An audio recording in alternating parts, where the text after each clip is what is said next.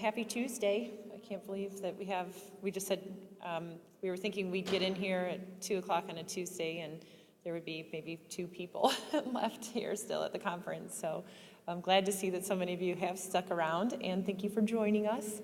My name is Rachel Honoway, and this is Gary Kibel. And just to give you guys a quick idea of why you're hearing from us and why you're hearing from us together, Gary and I are involved with the Performance Marketing Association. It's the industry's only trade association. If you haven't joined yet, please check us out.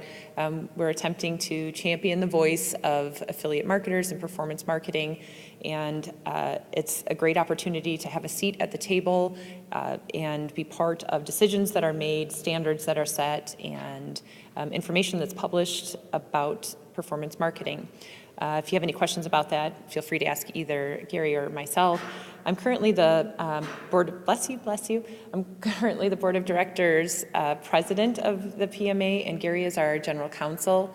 I am also the CEO at a company called FMTC, and Gary is an attorney at Davis & Gilbert. So overall, we've got some experience here in the legal space, in the actual industry, and then the association is what brings us together. So the things that we're going to be covering today are the topics that we've been tackling actually at the PMA over this last year. So we wanted to give you guys an update on how some of these things have gone, and then give you an idea of what we're going to be doing in the next year. We would also like to hear from you and hear what your questions are. I say I'll get through mine as quickly as possible because if you're here, you get sort of free legal advice in Gary. So I'm sure you guys will have lots of questions for him, and don't be shy to ask those when it's time for that. So, I didn't even pick up the thing. So let's get started here. All right, so today's topics, these are what we're going to focus on. Normally very boring topics, but we'll try to put a little spin on it to make it a little bit fun for you today. There's the affiliate nexus tax, ad blocking, influencers, native advertising, and privacy, which are all the compliance types of issues that you need to be dealing with on any side of affiliate marketing and performance marketing. All right, so let's start with nexus. This is one of those terms that everybody's talking about, and it's thrown around, and you have legal departments and affiliates coming, and all of these different people that are saying, well, what about nexus, and how does nexus help us, or how does it hurt us? And so what we wanted to do is give a quick little background of what is nexus, why are we using this word, and what is it, and what does it mean to us as affiliate marketers? So nexus, quite simply, is a connection. States right now, because each state has its own tax laws, we know this, states are attempting to create a connection, create a nexus between themselves and more merchants and retailers that are selling to their residents. Why? Because they want to collect taxes, right? So if you have a connection to a state and you're a business, then that state can charge you taxes. So things like owning real estate or operating a business, having employees in a state, or having some sort of solicitation directed at residents of a state, those are things that, they make sense. They're very, you're saying you're doing business in that state, you're working specifically with people in that state. It makes sense that you interact with that state and possibly have to pay taxes. The next one here is what really affects us as affiliate marketers, and that's the affiliate or click-through nexus that states are attempting to put into place. So essentially what that says is just by somebody clicking through a website that's owned by somebody in our state, now you owe us taxes. So when everybody says nexus, that's what we're talking about.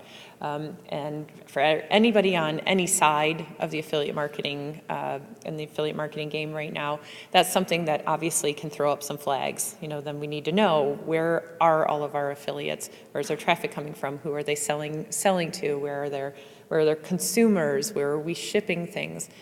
So that's one of the things that we're keeping a very close eye on. So number of merchants and advertisers have dropped affiliates that live within a click-through nexus state.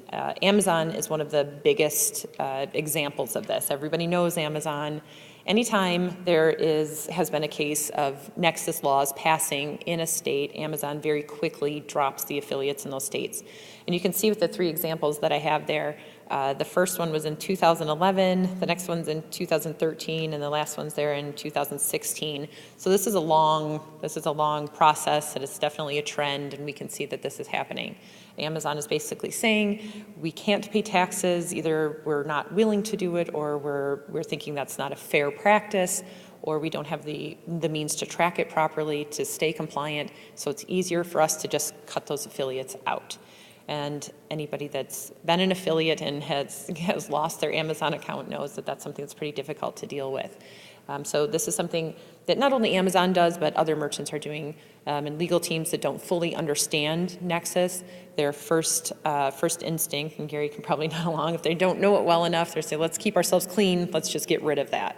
So that's one of the things that we're seeing in affiliate marketing, which is obviously not good for any of us. That means we're losing out on publishers, and the market as a whole is losing out on that opportunity to drive those consumers and own a bigger piece of the marketing budget.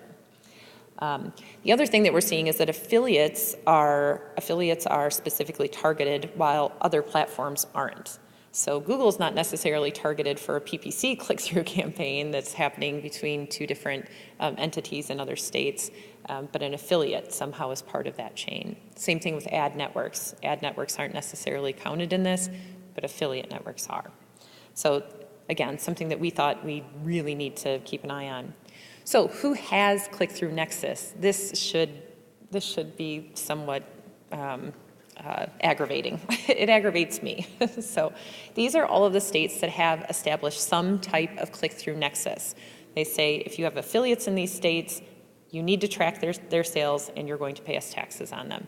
There are all different moving pieces around this. There's some affidavits and things that can be signed to get not necessarily around this, but to help you deal with this and help you not have to shut off affiliates in these states.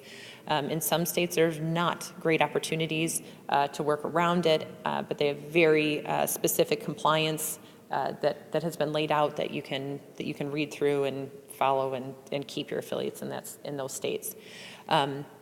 The Performance Marketing Association, I think I have this on another slide. The Performance Marketing Association has, for our members, a complete list of all of these states, where to find their compliance documentation, and our take on what it means to you and your program, or you and your website as a merchant or a publisher.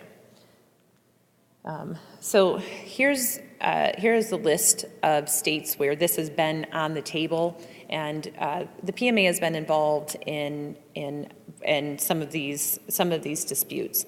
Some of them successfully, and other ones are still ongoing. I have the Utah listed here because that's one that's been going on for the last year. It's been put in and out of committee. It's been fought, and we've got a great contingency of bloggers that have been very strong in going after this and fighting for this to be this legislation to go away, essentially.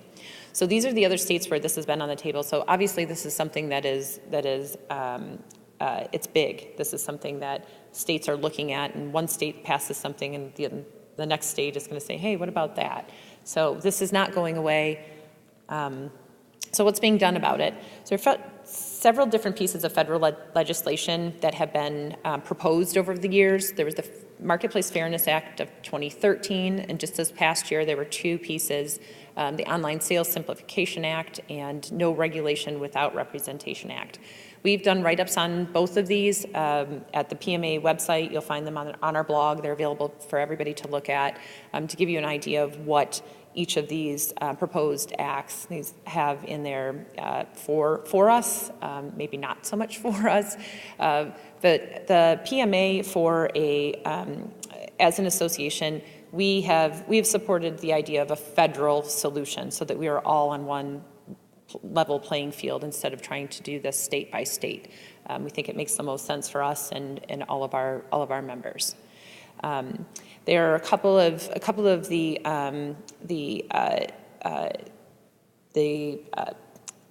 negotiations that have gone back and forth. So in Colorado, when we were helping out with that, there were some provisions made that specifically looked at affiliate marketing and said, okay, this is excluded. This is not what we meant by or by click-through nexus. It's not an affiliate nexus. And so that type of legislation is something that we're trying to get into other states as well. We have a lot of grassroots efforts. That's the Utah coalition that's out there now. That came through us. They are heading it up, and it's the actual citizens of Utah that are doing it now. But it was the PMA who stepped in to start with and said, "Hey, let's get behind this. Let's push push together a group and start some communication and funnel in as much information as we can, so that they can take up these efforts in their own state and fight it." And they're doing an amazing job. And then, of course, just in general, the PMA, this is one of our focus areas and something that we're constantly keeping an eye on. We honestly have a newswire set up that's alerting us all day, every day, if there's any legislation happening whatsoever around the topic of Nexus, and we're alerting our members as we're seeing that. So that's just the government on one part of it. Gary has more of that. But it's not just the government that wants a say in how your advertising affects the world around you. So consumers also want a say. And we've seen over this last couple of years a rise in ad blocking, right? And those of you, you go home and maybe just over the holidays you talked with family members and say, "What do you do?" Maybe you're in some sort of online advertising, and they're like, "Oh, you're the one putting all those ads out there," right? So we know that sentiment is out there, and there are some people that want ads to go away. Unfortunately, they don't understand that's what's paying for most of the free content and all of the things that they're getting all the time. So over the last couple of years, we've seen a lot of new PC software, browser-specific extensions, platform-specific extensions like Facebook. You can download something to block all the ads that you'd see on Facebook, and mobile apps, right? Everyone's trying to stop ads from getting to their mobile apps. This is, it stops distribution. We're not able to get to as many people because we have these ads being blocked. They're blocked from displaying. It's also disabling tracking. So maybe the ads are being displayed, but then the tracking is being disabled in the background. And it's also on the consumer's end about protecting their privacy. There are people that believe that once they're clicking on something and they're tracked over and over again, they're very protective of that, and they think that there's more that we're digging in as marketers into their lives than they're really comfortable with. So it's not necessarily about seeing an ad. It's more about their experience with the world of commerce around them. So over this last about 18 months, the PMA did a special council specifically on ad blocking and saying, what can we do? We had members on this council from the top networks, publishers, and advertisers. They decided they were going to determine the concerns from all of the different types of industry participants just to see where to start, and then study processes that the ad blockers use. How are they actually going about blocking these ads? And they decided that they would determine the best approach for optimizing the distribution and tracking to avoid further alienating these consumers. So right off the bat, they said, listen, this consumer base, the people who want to block ads, are already not happy. So whatever we decide to do has to keep that in mind. We don't want to poke a bear. So here are some of their findings, and I have this listed a little bit further, a couple more slides in.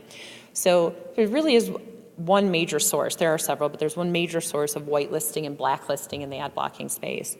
There's a list of ad-serving domains and directories, and list of tracking domains and directories, which are two. It's a very slight difference, but it's a difference.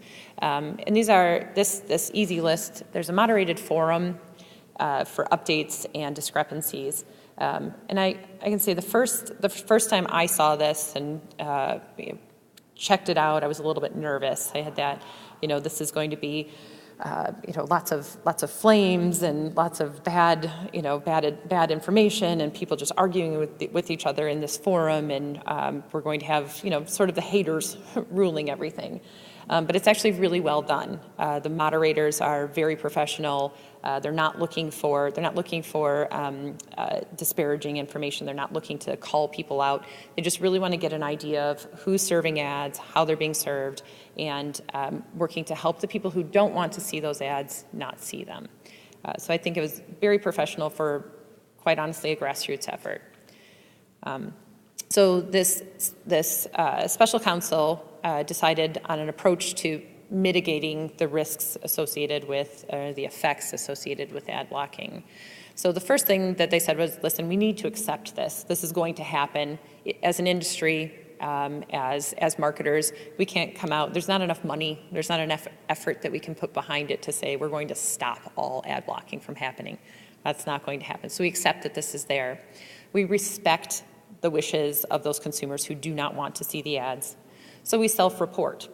So one of the things that happened is most of the major networks were represented on this special counsel. They all self-reported their own domains. They made sure that it was very clear how they're serving their ads, and ads are being tracked, so that nobody was thinking they were trying to take some sort of back door. So that went very far in helping that community understand that as performance marketers, we want to work with them and we want to help them do the right thing, or we want to do the right thing. So really, it's been up to these networks. We can all thank them. Any network that you're working with is pretty much handling this for you. So talk with them if it's something that you're worried about and you want to see what they're doing and how they're doing it. I know they're all happy to talk about that, but they are staying on top of reporting their systems, and then also maintaining that line of communication with the group that's handling this. All right. So for those of you that are curious, this is the list. If you go to easylist.to, you'll be able to get in and kind of take a look at that forum and the things like that I was talking about. All right, so best practices for advertisers and agencies. Have that little sign there, just be honest. At the end of the day, be honest. And I think in a lot of what you're going to hear from Gary, that's the same theme. There's nothing wrong with it. And when you're trying to be deceitful and trying to get around things, that's when things go wrong. So accept that, again, like I said, accept that not all consumers want to participate in advertising, and that's fine. Leave them on their own. They're not your target market. We don't need to worry about them. Work with a compliant affiliate network. These are the solution providers that do tracking, that are people that we know that are on top of this. So Share a Sale, Impact Radius, Link Connector, Link Share, Pepperjam, Affiliate Window, and Tune. These are all members of ours. Many of these were involved in this study and in this ad council, or this council. All right. So I'm going to pass it over to you, and then we can do questions after that. So, Gary? Okay, thanks very much, Rachel. So I'm Gary Kibel, and I'm an attorney from a law firm in New York, Davis & Gilbert, and do a lot of work in the marketing communications space. So come across these issues very often. We work with some of the largest ad agencies in the world, and also lots of startups and interactive ad tech companies. So first thing I'm going to talk about is influencers and social media, which is certainly a hot topic that you hear about a lot, but it's important that you understand the nuances of this, because regulators are out there looking for bad actors. So firstly, you might ask, well, what is the law that regulates making proper disclosures and not lying online, and like Rachel said, being honest with people? What's the law that applies? And it really all comes down to advertising in the United States is all regulated by one sentence. And it's this one sentence from the Federal Trade Commission Act, which says, unfair methods of competition in or affecting commerce and unfair or deceptive acts or practices in or affecting commerce are hereby declared unlawful. That's it. That's what governs everything. That's when you hear about a lawsuit by the government about someone, saying something was free and it was not free, or that, a car had certain features that it did not have, or there's a privacy disclosure that wasn't correct, or there's a security breach, or there's an issue with influencers. In terms of the law, it all comes from this one sentence. Now, there are lots of guidelines that the FTC puts out for everyone to give their view of a particular issue. But in terms of the law that governs, this is it. So you're always trying to avoid being deceptive or unfair. And what does it mean to be deceptive? It seems kind of intuitive. It's a misrepresentation, but it could also be an omission. You failed to say something that you should have said to the consumer. and that it's going to mislead the consumer who's acting reasonably. A lot of lawyer weasel words in there, reasonably. So what does reasonably mean? Well, reasonably means what the FTC says it means. So you may have a view on what's a reasonable consumer, but they may have a different view on what's a reasonable consumer. And unfairness is something that is likely, not actually, to harm a consumer. It's possible that it can harm a consumer. So in this industry, a lot of times you're dealing with deception. You're not making a proper disclosure to someone. I mentioned for a moment the word free. The word free is a very, very charged word. You need to be very careful using that word, because what does the word free mean? It means free. It doesn't mean free if you do all these other things. If there's some qualification to what it means for an offer to be free, you need to tell consumers about those qualifications before they take any action on it. If it's buy one, get one free. If it's free, if you sign up for the following subscription, you need to make those disclosures to people. All right, so that's the law, and there's lots of guidelines. So when we're dealing with disclosures on social media and by influencers, it comes down to something that's called the Endorsement and Testimonial Guidelines from the FTC. Actually has a much longer name than that. But it's been around for decades. This is not something new. And this came out probably back in the 70s and talked about how any advertising message which consumers are likely to believe reflects the opinions and beliefs and findings of a party other than the sponsoring advertiser. So in the old days, this wasn't much of an issue. If you see a commercial on television and you see Tiger Woods talking about how much he loves Nike golf clubs, you're not thinking to yourself, wow, I wonder if Tiger did that for free. You realize he was paid to be in that commercial. It's fairly obvious. But if you're on social media and somebody with the last name Kardashian is talking about some face cream that they love, then you think to yourself, does she really like that face cream, or is she being paid for that? And that's what regulators are concerned about. They want to make sure that consumers are being told, look, this individual's being paid, so you need to take what they're saying with a grain of salt. So I highlight there the material connections. And again, this is not a hard and fast law that you must make a particular type of disclosure. It's all about the net impression. Again, going to my Tiger Woods example, if Tiger was tweeting about Nike golf clubs, from my opinion, I still think consumers would understand he's a paid spokesperson for them. It's when that material connection is not clear to the consumer, you need to make a disclosure. And to be safe, you should always make disclosures. So the big question, again, is whether or not the message is sponsored by a marketer. And everybody can be liable, and particularly the marketer can be liable for what the influencer or the blogger says. It's not enough that a marketer says to the blogger, make sure you follow all laws and be good online.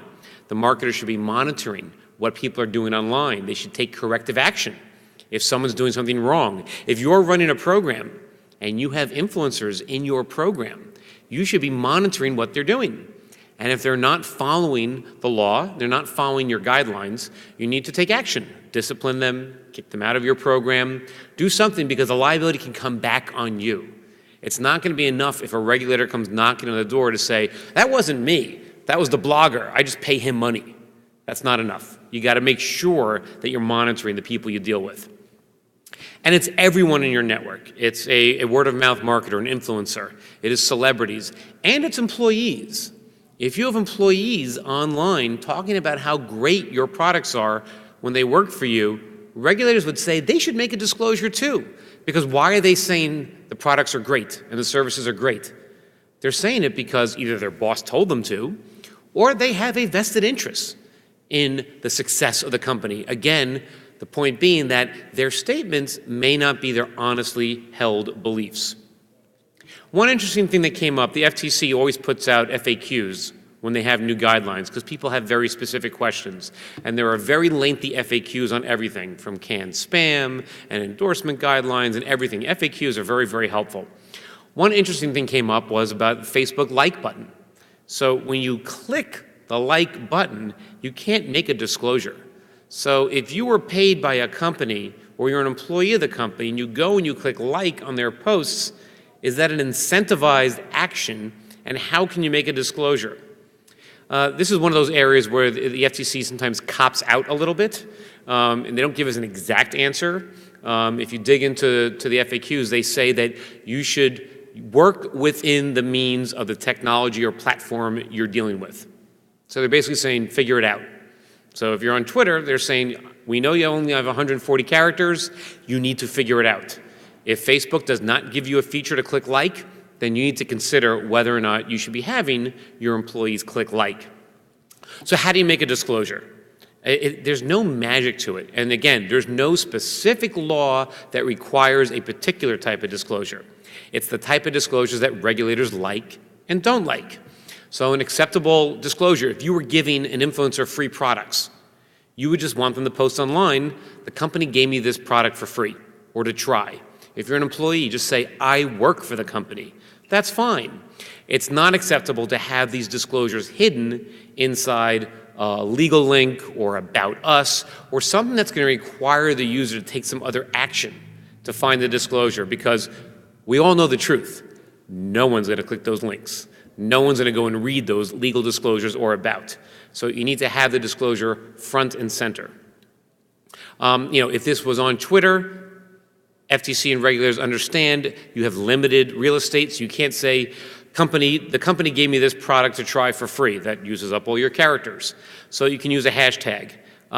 Initially, they were okay with hashtag ad, not so much anymore. If you put that at the beginning of the disclosure, maybe. Hashtag sponsored, but not just spawn. Again, these are all the preferences of the regulators of what you like. And if you're doing a contest or a sweepstakes, use the word contest or sweepstakes, not just the word sweeps. And I'll show you a little bit how that changes. So let me give you an example. Since it's football season, we'll use football examples. So Pittsburgh Steelers, and by the way, I should be betting in the sports book because I put someone from the Steelers in my presentation before the game. So I'm very smart. So here you have Heinz Ward talking about Popeye's chicken and how much he loves it. And you see there he puts hashtag sponsored. So that's fine. He's being paid for that post. He's not just posting this because he was at home with his family and they ordered some Popeye's chicken and it was the greatest thing. He's telling everyone this is a sponsored post. And once you put that disclosure there, then you can kind of, say what you want. Again, without being deceptive. You can't say, it's got 0 calories or something like that. But, once you've made the disclosure, then everyone says, all right, you're a paid spokesperson. So go ahead, be happy, talk about tailgating, whatever you want to do. There's lots of instances where a celebrity says something and there's no disclosure, and you kind of wonder, is it a real statement? Is it a sponsored statement? I really can't tell. And here's one of my favorites. Let's see if our video works here. You have the sound? Can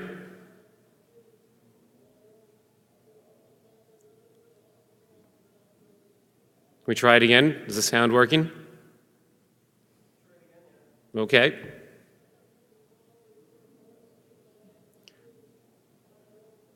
Nope, we're not getting any sound. All right, well, why don't we take a second because, yeah, if you could, because it's a helpful video. Sorry about that.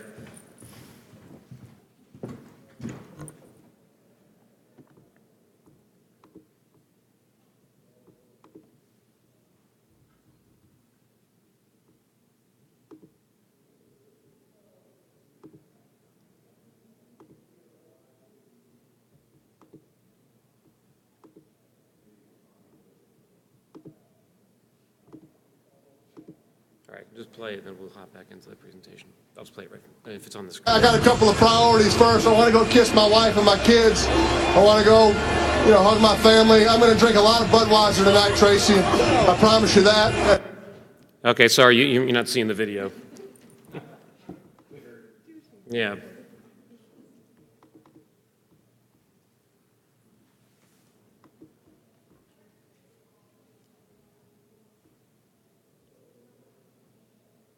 All right, I'm going to try it again, and if it doesn't work, I'm going to do my best Peyton Manning impression. Okay, so let's see the last try.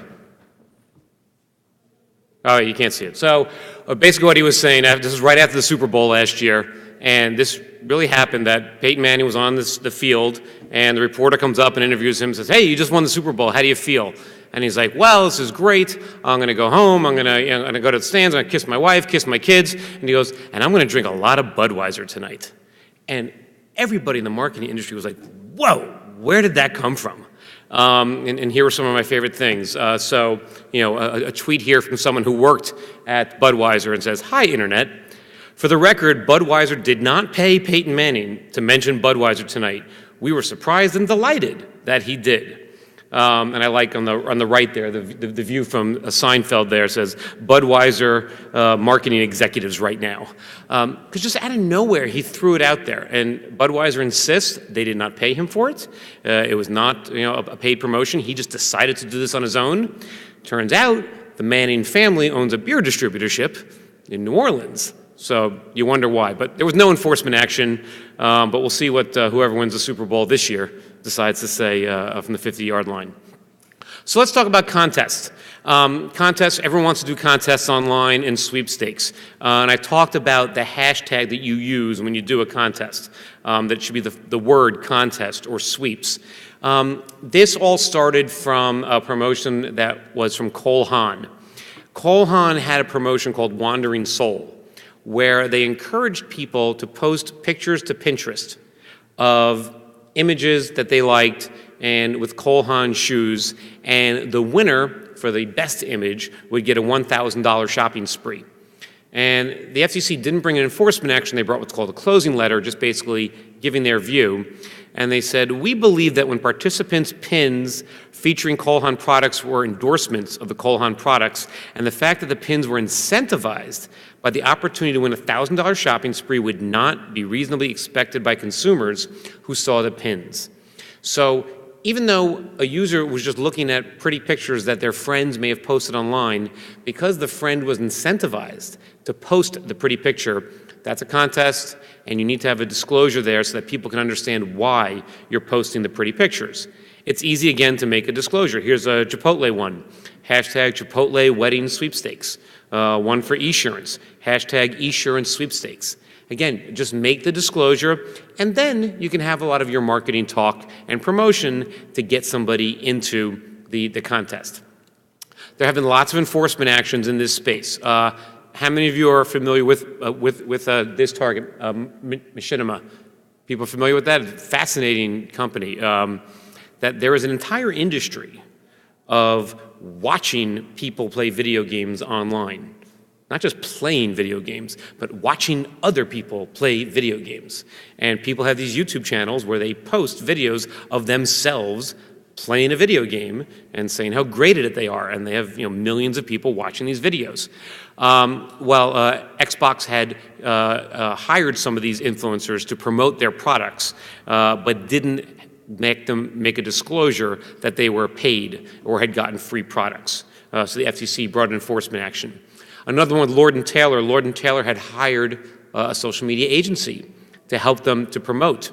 And what they were doing is, and I'll skip ahead one slide, they had this dress that was available in Lord & Taylor, and they hired a lot of influencers to get the dress out into lots of different places. And they had told the influencers, make a disclosure. Going back a slide, they required the influencers to include at Lord & Taylor and Design Lab in their posts, and they asked them to make a disclosure. But they weren't really monitoring what the folks were doing. So you see here, there were not really any good disclosures. There's just posts from influencers about how great this dress is without appropriate disclosures. So you need to monitor. Another one here, Warner Brothers was promoting their video game Shadow of Mordor. And they had a social media influencer company that hired individuals who were video game enthusiasts and were well known in the industry to talk about how great the game is and post positive reviews. And they instructed them to make a disclosure, but the disclosures were not in a good location. Some of them made disclosures in the information box in YouTube or well down at the bottom. And I'm not sure if it was this case or another one where someone had made a disclosure, like they talked about who they were and what they do, and at the bottom it said, oh, and just because the lawyers told me I have to do this, and I know you're probably not going to read it, I got a copy of this game for free or something. And by being very cute, you're kind of almost mocking the regulators that they say nobody reads this, and there was an enforcement action. So you just need to make a simple disclosure. Here's one of my favorite ones, a little bit dated, but I think a great example. 50 Cent, better known as, well, actually, other way around, Curtis Jackson, better known as 50 Cent, had tweeted back in January of 2011, and he was surprisingly tweeting about stocks. And he tweeted, HNHI is the stock symbol for TVG. They're launching 15 different products. They are no joke. Get in now. Well, what Mr. Cent did not disclose to people is that he had 7.5 million shares and had warrants for 22.5 million more. And so right away, people started saying, it's actually affected the stock price. And so, people were thinking our regulator's going to look into this. And right away, I'm sure his publicist and lawyer called him up and said, hey, Fiddy, we got to fix this problem here because you may have some liability here. So he posted a follow-up tweet, which I absolutely love. He said, my own HNHI stock thoughts on it are my opinion. Talk to a financial advisor about it. HNHI is the right investment for me. It may not be the right investment for you. I'm sure he didn't write that tweet, but he posted that and did not have any liability. All right, one more thing I want to talk about before we open up to questions that you may have for either me or for Rachel. Right of publicity risks. Quite often out there, people are using pictures of celebrities and quotes from famous people in their ads without permission. What is the right of publicity? It's the right of someone to control their image when it's being exploited for a commercial purpose. You have to get their permission in order to do it. Otherwise, everybody would put certain celebrities in their ads because it draws attention right away. Well, celebrities know that it draws attention, and they want to be paid for that. These rights last beyond death, so the claims can come for someone's heirs and someone's estate. In Tennessee, it lasts as long as you keep using someone's image, as the estate keeps using the image. California, it's 70 years after death. Why do you think Tennessee lasts forever? Elvis.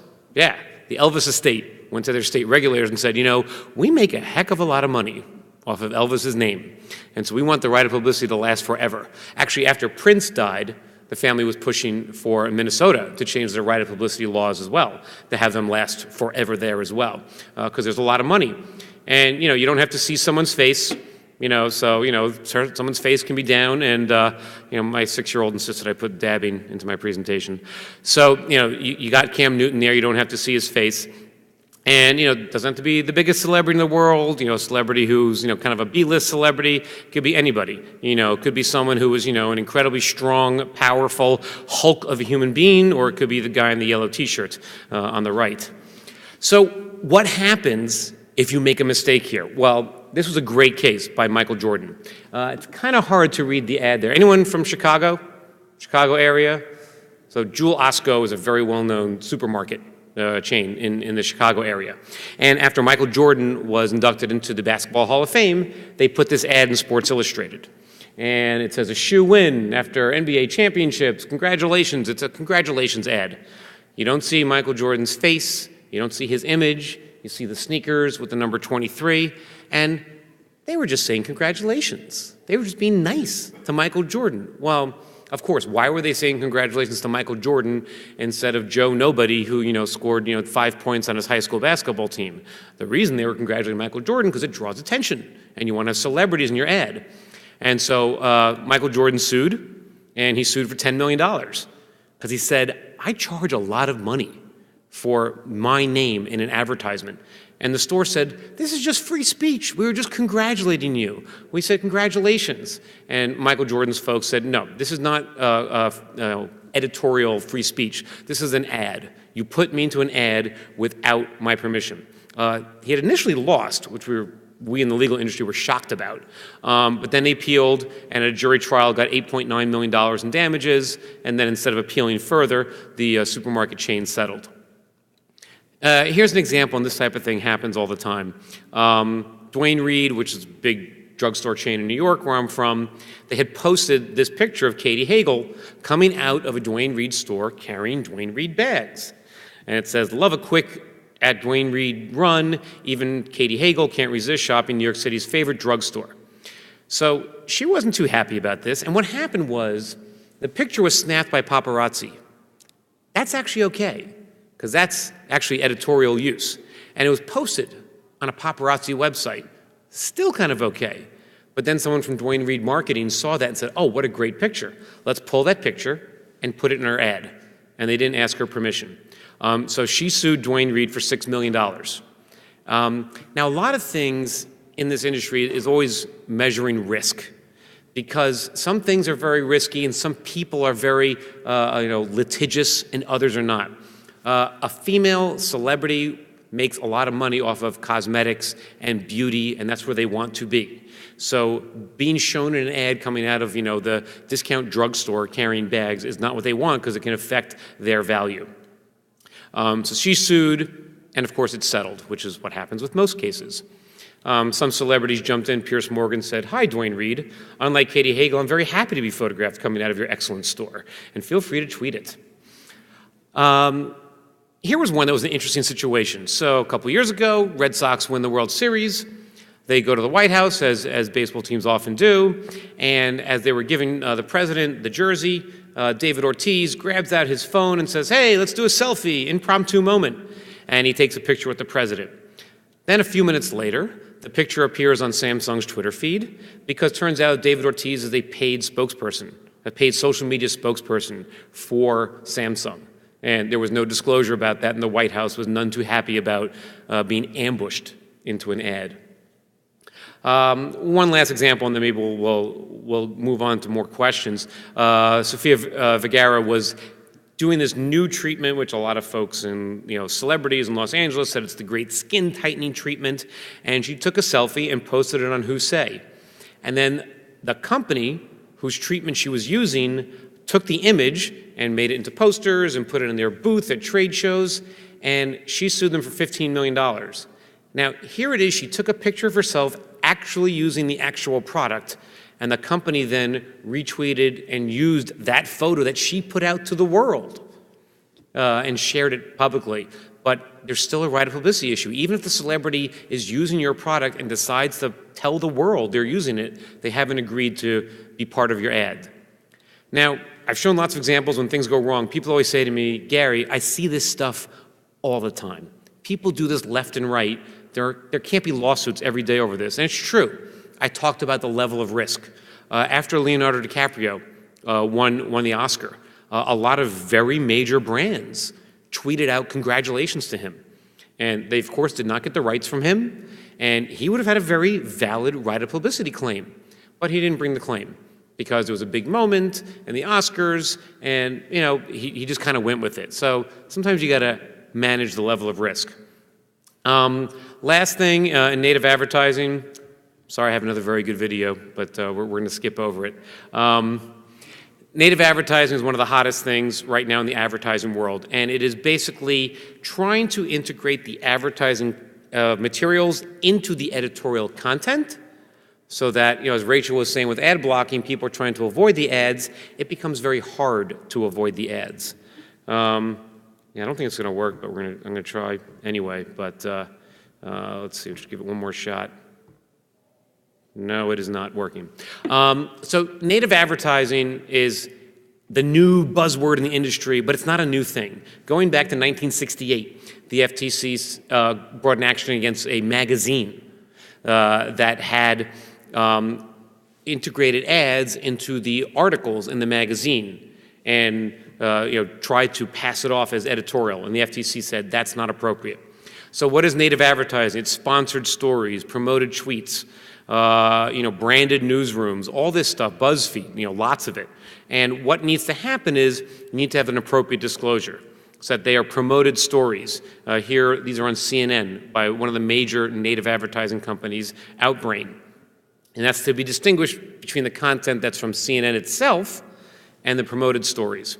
Here are some more on Slate, and you see there's sponsored content. So you can distinguish what content is being paid for, like an ad, and which is news.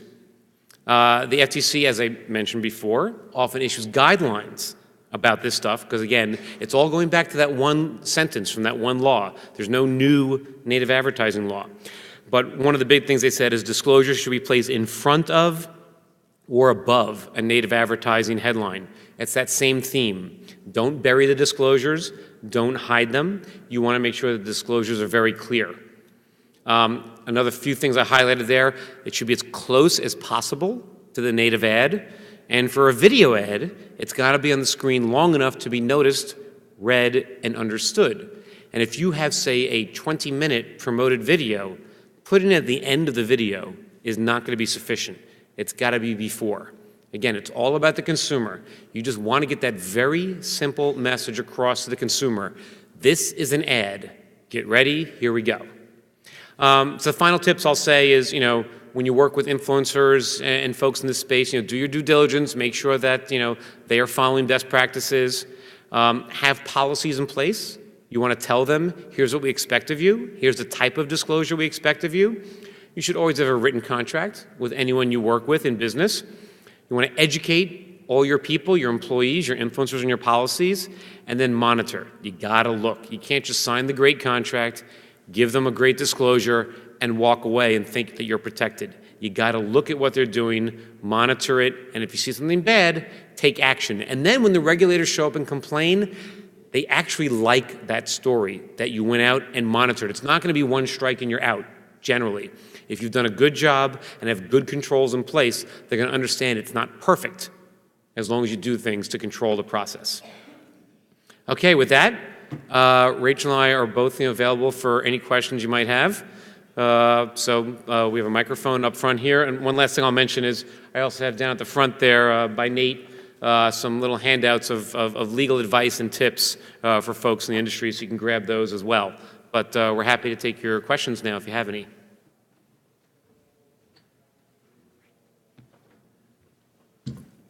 Everybody knows everything perfectly. It's definitely Tuesday afternoon, right?